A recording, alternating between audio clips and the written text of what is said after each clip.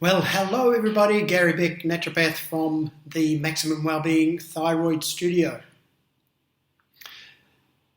Let's talk a little bit about fat. Fat is an intriguing subject, and of course,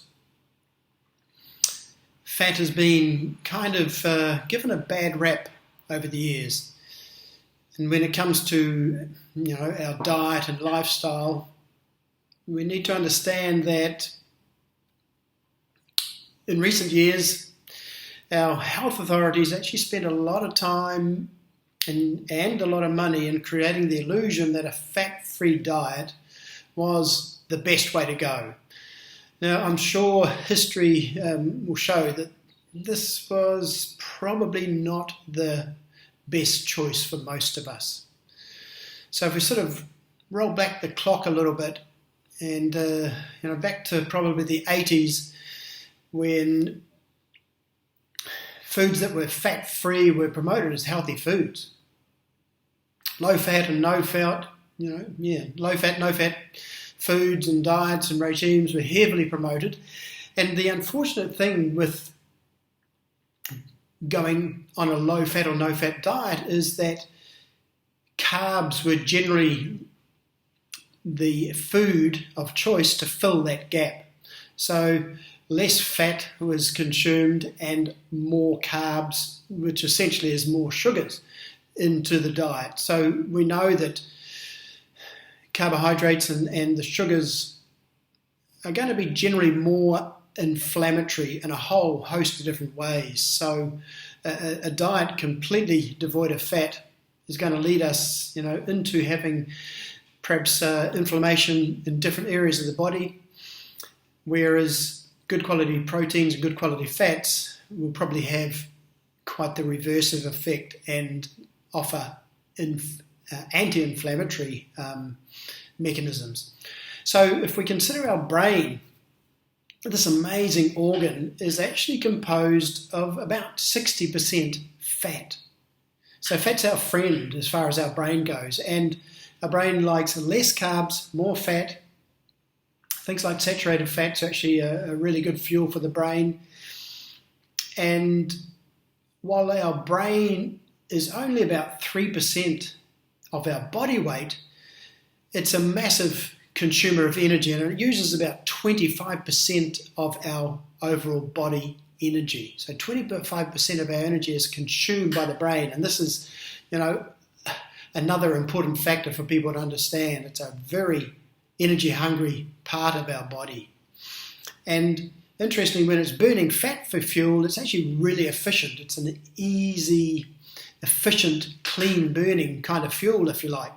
And once again, that clean burning has kind of an anti-inflammatory side effect.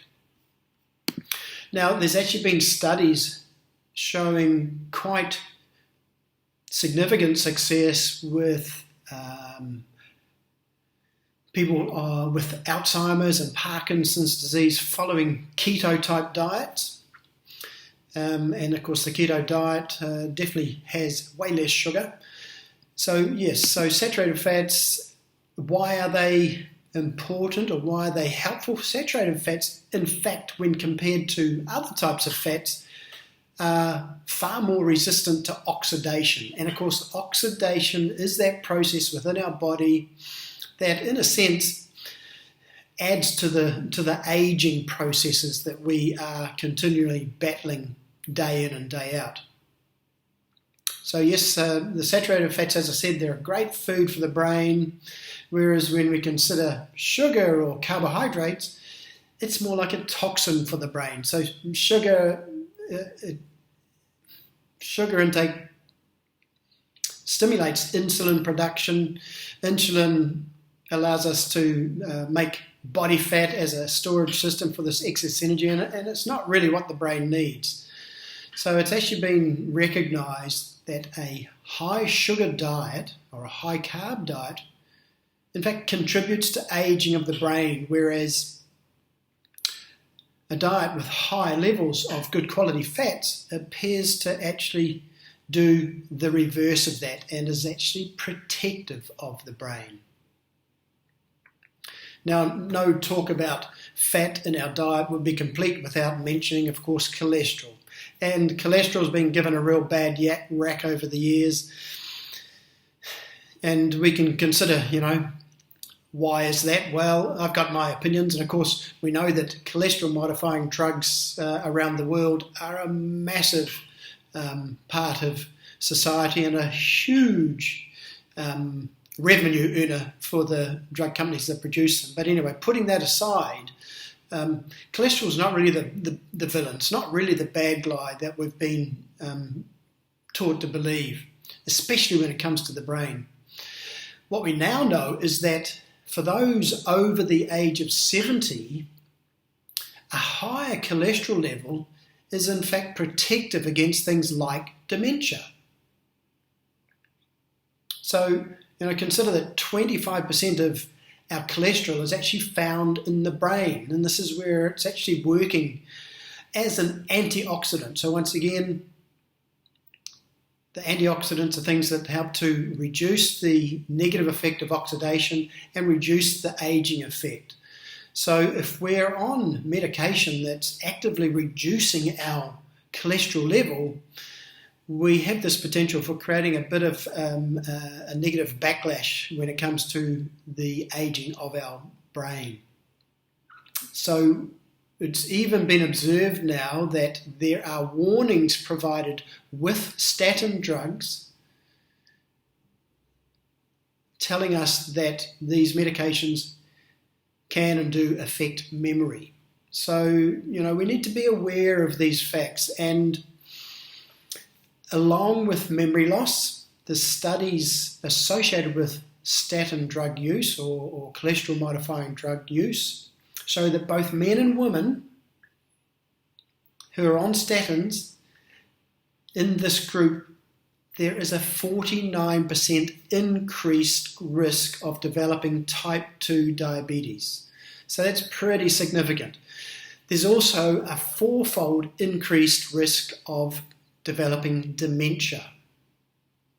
So we need to learn from these stats. We need to learn from the trials and the experimentation and start making some choices. These are significant things. Type 2 diabetes and dementia, things that are rife in our society today. And, potentially they could be avoided. So going fat-free, probably not the best choice in my opinion. The fats in your diet need to be good quality.